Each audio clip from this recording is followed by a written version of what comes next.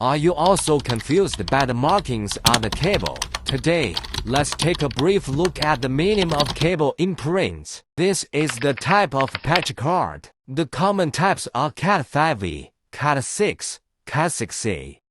This is the type of cable. UTP is unshielded twisted pair.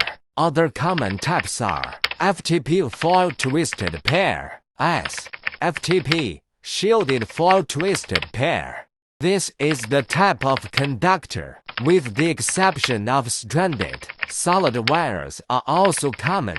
This is the American wire gauge. 4P is a full pair.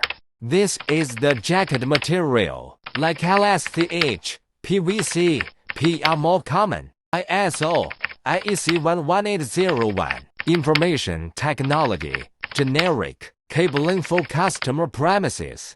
Telecommunications infrastructure, standard for commercial buildings.